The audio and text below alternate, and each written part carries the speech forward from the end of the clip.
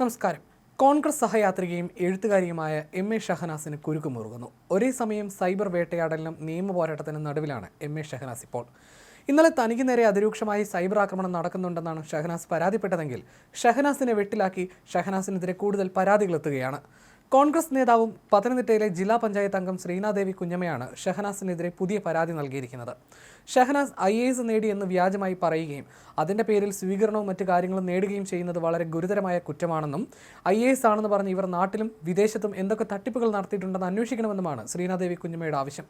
നിജസ്ഥിതി അന്വേഷിച്ച് കണ്ടെത്തണമെന്നാവശ്യപ്പെട്ട് മുഖ്യമന്ത്രിക്കും പ്രതിപക്ഷ നേതാവിനും UPSC ചെയർമാനും കേന്ദ്ര മന്ത്രാലയത്തിനും കേന്ദ്രമന്ത്രിമാരായ സുരേഷ് ഗോപിക്കും ജോർജ് കുര്യനും കേരള ഗവർണർക്കും കോഴിക്കോട് ജില്ലാ പോലീസ് മേധാവിക്കും ഉൾപ്പെടെയാണ് ശ്രീനാദേവി കുഞ്ഞമ്മ പരാതി നൽകിയിരിക്കുന്നത്. 2014 റിസൾട്ട് പരിശോധിച്ച് ഔദ്യോഗികമായി സ്ഥിരീകരിക്കണമെന്നാവശ്യപ്പെട്ട് UPSCയും സമീപിച്ചിട്ടുണ്ട്. തൻ്റെ ഫേസ്ബുക്ക് കുറിപ്പിലൂടെയാണ് അവർ ഇക്കാര്യം വ്യക്തമാക്കിയത്.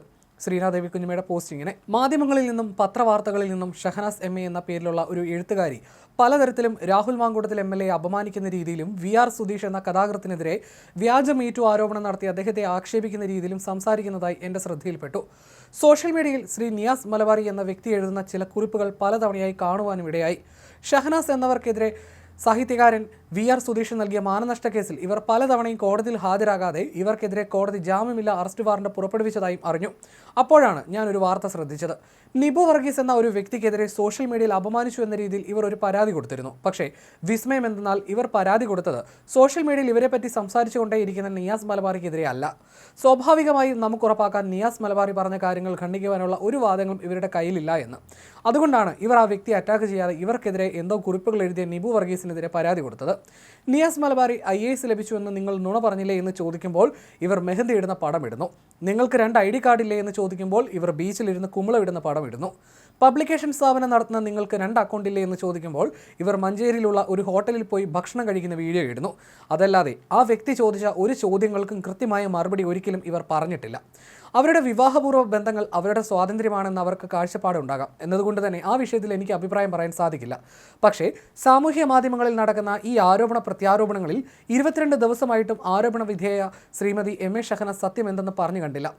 IAS നേടിയെന്ന് വ്യാജമായി പറയുകയും അതിൻ്റെ പേരിൽ സ്വീകരണവും മറ്റു കാര്യങ്ങളും നേടുകയും ചെയ്യുന്നത് വളരെ ഗുരുതരമായ കുറ്റമാണ്. IAS ആണെന്ന് പറഞ്ഞ് ഇവർ നാട്ടിലും വിദേശത്തും എന്തൊക്കെ തട്ടിപ്പുകൾ നടത്തിയിട്ടുണ്ട് എന്ന് അന്വേഷിക്കേണ്ടതുണ്ട്. അതിനാൽ നിജസ്ഥിതി അന്വേഷിച്ച് കണ്ടെത്തണമെന്നാവശ്യപ്പെട്ട് മുഖ്യമന്ത്രിക്കും പ്രതിപക്ഷ നേതാവിനും UPSC ചെയർമാനും കേന്ദ്ര മന്ത്രാലയത്തിനും കേന്ദ്രമന്ത്രിമാരായ ശ്രീ സുരേഷ് ഗോപിക്കും ശ്രീ ജോർജ് കുര്യനും കേരള ഗവർണർക്കും കോഴിക്കോട് ജില്ലാ പോലീസ് മേധാവിക്കും ഇന്ന് ഞാൻ പരാതി നൽകിയിട്ടുണ്ട്. 2014 റിസൾട്ട് പരിശോധിച്ച് ഔദ്യോഗികമായി സ്ഥിരീകരിക്കണമെന്നാവശ്യപ്പെട്ട് UPSCയും സമീപിച്ചിട്ടുണ്ട്. സിവിൽ സർവീസ് പഠനത്തിനായി വർഷങ്ങൾ ബലി കൊടുത്ത ഒട്ടേറെ വിദ്യാർത്ഥികൾ കേരളത്തിലുണ്ട്. പക്ഷേ പഠിച്ച കോളേജിൽ നുണ പറഞ്ഞ് സ്വീകരണം വാങ്ങാൻ അസാമാന്യരായ നുണയർക്ക് മാത്രമേ സാധിക്കൂ.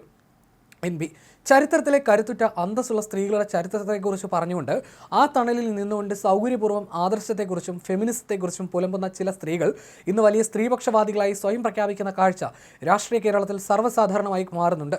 ഒരുപാട് അന്തസ്സുള്ള സ്ത്രീകൾ നഷ്ടപ്പെടലുകളിലൂടെ സൃഷ്ടിച്ചെടുത്ത ആത്മത്യാഗത്തിൻ്റെ ചരിത്രമാണ് നമ്മുടെ സ്ത്രീ മുന്നേറ്റത്തിനുള്ളത്.